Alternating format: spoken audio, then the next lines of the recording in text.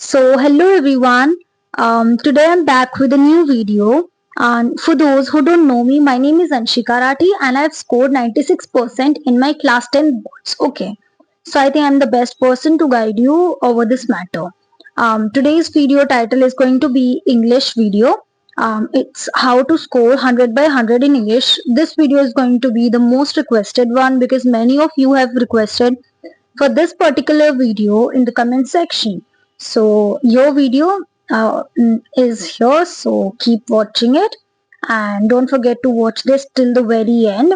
And there's this one condition that you have to watch this video till the very end. So without any further ado, let's get started with the video. First of all, you know that, right? कि English जो है ना हमारा most neglected subject होता है. You believe in that, right? Because हमारे पास 10th class में मेन सब्जेक्ट्स होते हैं that is science SST and then we have maths. तो हम उन पे पर्टिकुलरली फोकस करते हैं from the very starting of our session. But English एक बहुत नेग्लेक्टेड सब्जेक्ट होता है. इवन कौन यार हम लोग इंग्लिश को कहाँ ही सब्जेक्ट मानते हैं. तो स्टार्ट एंड में आते आते उसकी टेंशन बढ़ने लगती है कि दीदी क्वेश्चन सोल्व नहीं हो रहे. बच्चों को लगता है क्वेश्चन सोल्व नहीं हो रहे हैं और क्वेश्चन फॉर्म भी नहीं हो रहा है, समझ नहीं आ रहा आंसर. मतलब चैप्टर का मतलब पता है बट जब क्वेश्चन पूछते हैं तो वो नहीं समझ आ रहा कि आंसर कैसे दे, उनका आंसर कैसे फॉर्मेशन करे. सो इस वीडियो में सब कुछ होने वाला है. It's going to be a complete guideline for you all. So ya let's get started with the video. A first question that often comes to your mind is that like how to kick start my English syllabus. Okay, कि मैं कैसे अपना English का syllabus शुरू करूं अगर मेरा नहीं हुआ है.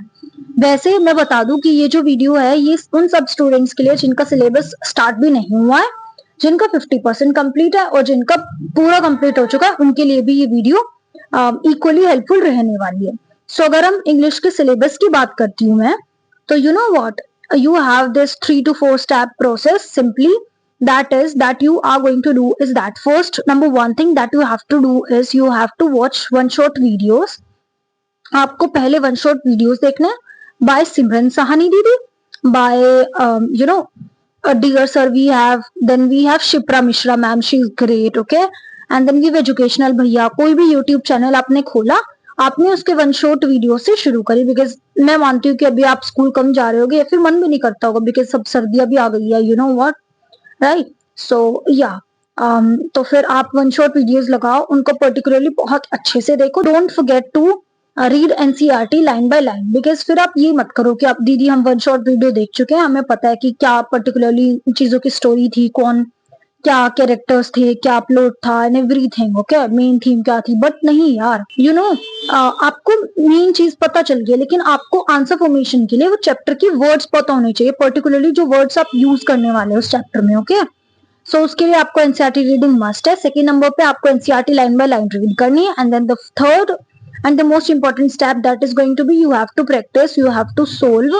you have to form answers for each and every freaking question given in NCERT. जो back exercise question है और जो in text question है, both the question should be done. Okay, then the fourth step that is you have to practice previous year question. देखो कि कैसे उनमें question पूछे गए थे because repeat होते हैं यार questions, वही same बस disguise में form change रहती है, question वही होते हैं. सो आपको प्रीवियस ईयर क्वेश्चन डेफिनेटली मैं इसके ऊपर बहुत जोर दूंगी कि आपको वो प्रैक्टिस करनी है डेफिनेटली. उसके बाद सैंपल पेपर लगाओ क्योंकि आप टाइमिंग जो है ना, टाइम मैनेजमेंट वो बहुत इंपॉर्टेंट है इंग्लिश में. So you for the time management क्या आप एफिशिएंट इफेक्टिव टाइम मैनेजमेंट के लिए आपको सैंपल पेपर प्रैक्टिस करना इंपॉर्टेंट है. आपको पता चल जाएंगी अपनी गलतियां, कैसे आप टाइम मैनेज करने वाले हैं, कैसे आप किस पोर्शन से शुरू करने वाले हैं और किससे एंड. लाइक आप सेक्शन ए से शुरू करने वाला है, B C D, that's it. Okay, ya so the second question that often comes to our mind can be, okay, I have written some questions here which you might face. A second question is how do I analyse and answer literature question effectively. I believe this is the question जो सबको definitely होता है कि दीदी chapter हमें पता चल गया लेकिन आंसर्स कैसे फॉर्मुलेट करूं, आंसर्स कैसे लिखूं इफेक्टिवली कि टीचर पूरे नंबर दे दे, राइट. तो फिर इस चीज में क्या है ना, आपको पहले कैरेक्टर्स के बारे में अच्छे से पता होना चाहिए, देन आपको चैप्टर की थीम क्या है वो पता होना चाहिए, and then the plot. Okay, जब आप ये तीनों चीजें आपको पता होती है तब आप आंसर्स अपनी फॉर्मुलेट कर पाते हैं अपनी लैंग्वेज में. ओके, फिर जो मेन थिंग आती है इंग्लिश में दैट इज प्रैक्टिस. जितना ज्यादा आप क्वेश्चंस की प्रैक्टिस करोगे, जितने क्वेश्चंस आप लगाओगे, जितनी ज्यादा आप क्वेश्चंस की प्रैक्टिस करने वाले हो, वो आपको डेफिनेटली हेल्पफुल रहने वाली है। बिकॉज प्रैक्टिस से आपकी क्या होगा ना, पहले आप क्वेश्चंस लिखते थे, कुछ टाइप के लिखते थे, आपको इतने मार्क्स मिल रहे थे, लेकिन जैसे जैसे आप लिखते हैं, प्रैक्टिस करते हैं क्वेश्चंस की, आपकी खुद की क्रिटिकल एनालिसिस, क्रिटिकल थिंकिंग बढ़ती है, उसकी वजह से आप आंसर्स अपने अच्छे लिख पाते हैं।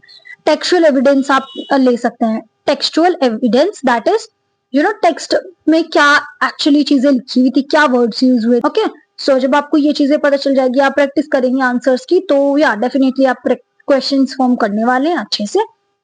और प्रैक्टिस करो क्वेश्चन की जितना हो सके। Then we have this particular question that is what should I include in the answers for value based questions. Okay, questions को आंसर करने का भी एक अपना पैटर्न होता है। Like you can start with a brief introduction of the context. जो चीजें लाइन क्वेश्चन में दी हुई है, जो वर्ड्स, उनको उनसे ही आप क्वेश्चन को स्टार्ट करने वाले।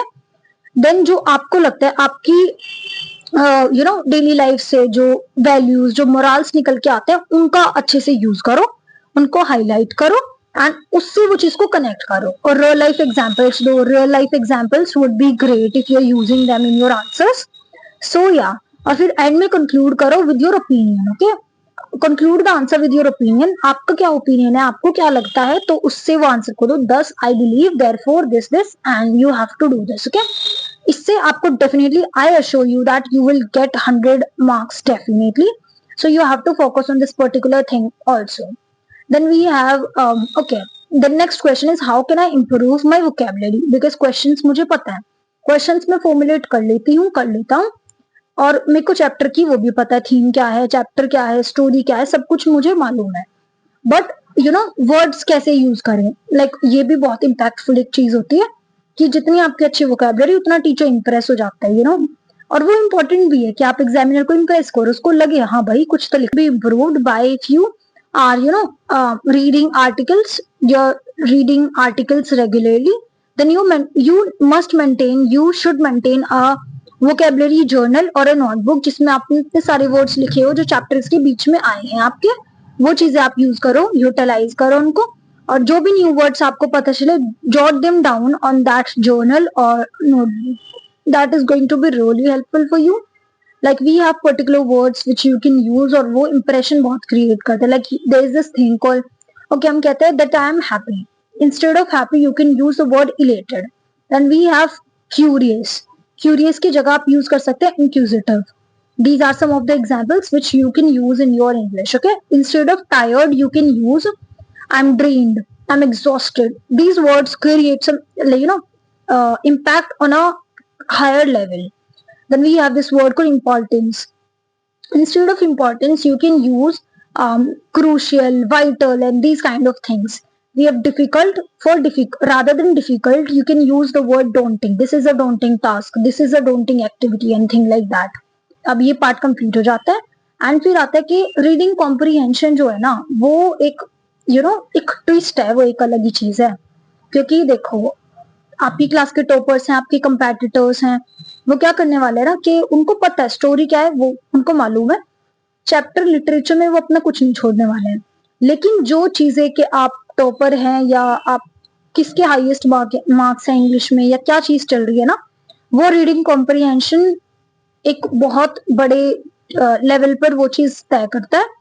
Because reading comprehension is like, आपने कभी नहीं देखा अनसीन पैसेज, ओके, आपने कभी नहीं देखे हैं वो पहले, वो अलग ही आने वाला है। अब ऑन द स्पॉट जो उस चीज को क्रिटिकली एनालिसिस करके उसके आंसर्स दे पा रहा है, वही टॉपर है। सो चीजें वही है। Okay, for this particular simple strategy that is going to be, you have to पहले ना, अब कभी भी ये ब्लंडर स्टूडेंट्स डेफिनेटली करते हैं, पहले पैसेज पढ़ने लगते हैं और फिर आंसर क्वेश्चंस देखते हैं। अब क्वेश्चंस देखते हैं, अब फिर से उनको पैसेज पढ़ना पड़ता है, जिसकी वजह से उनका डबल टाइम वेस्ट होता है। तो आप क्या कर सकते हैं, there is this one simple strategy you have to follow, और आपका टाइम बहुत सेव होने वाला है।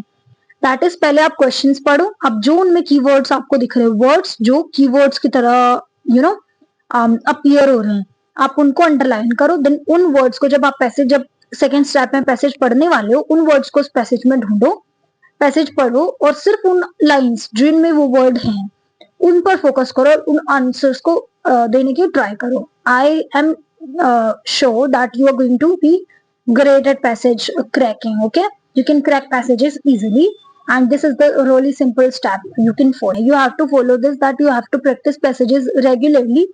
अभी प्रैक्टिस करते रहो, जितना प्रैक्टिस करोगे पैसेजेस को उतना आपकी चीजें क्लियर होती चलेंगी, that is for sure. Then we have this next question called how do I excel in writing task. That we have writing activities, we have writing skills. Okay, how can we do that? Like letter and essays. First of all, you have to learn the format of your essay, your articles, your reports, whatever the things are. Stick to the word limit and maintain the clarity. मतलब word limit से ऊपर ना लिखो कुछ भी और word limit से कम भी कुछ मत लिखो.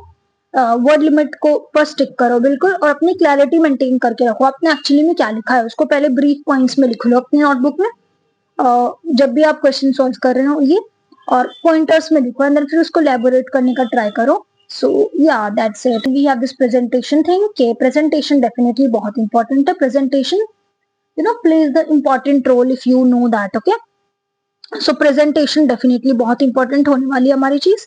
अब प्रेजेंटेशन के लिए आपको क्या करना है ना कि अंडरलाइन करनी है आपको हर चीजें, जो भी आपके कीवर्ड्स हैं उनको अंडरलाइन करो, अच्छे से लिखो, यूज करो अपने पेन्स का, अच्छे से क्लियरली हर शब्द को लिखो, जहां पे जगह छोड़नी है छोड़ो, और अच्छे से प्रेजेंट करो आंसर्स को. कहीं अगर आपको ऐसे स्टूडेंट्स करते हैं और ये लगता भी बहुत इम्पैक्टफुल है प्रेजेंटेशन के, कहीं आपको क्लाउड्स बनाने हैं, बादल बनाने हैं, वो बनाओ, उनको बादलों की शेप में डालो, फिर मोरल्स को, थॉट्स को लिखो, चीजों को जो भी है आपके पास वो पूरा ट्राई करो उसको अच्छे से प्रेजेंट करने का. And the next and the last thing we have is how do I revise English effectively before the exam. अब आपका एग्जामिनेशन पॉइंट ऑफ व्यू से आ जाता है, आप एक रिविजन प्लान तैयार करो अपना और रिवाइज करते रहो इंग्लिश को. प्रैक्टिस करना मत भूलना, अभी कंप्लीट कर लो. It's November 15 today I guess. Ya so it's November 15 and अभी आपके पास 1.5 month है दिसंबर कंप्लीट होने तक, by the end of December. सो आप इसमें इंग्लिश सिलेबस कंप्लीट करो फिर, because as I already told कि जनवरी में तो आपको डेफिनेटली अपने सैम्पल पेपर क्वेश्चंस प्रैक्टिस करने चालू करने पड़ेंगे. अभी आप इसको कंप्लीट कर लो, समय है, you can do this, I believe in you. And ya so if you find this video helpful, do like, share the video and subscribe to my channel and share this video with your friends so that you can help them too.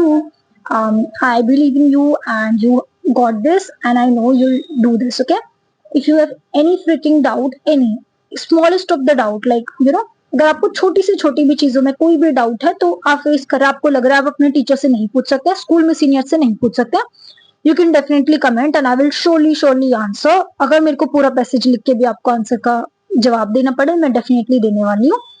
And don't hesitate to ask any fricking doubt. कोई भी doubt हो ask me in the comment section and I'll be waiting for your doubts and your things.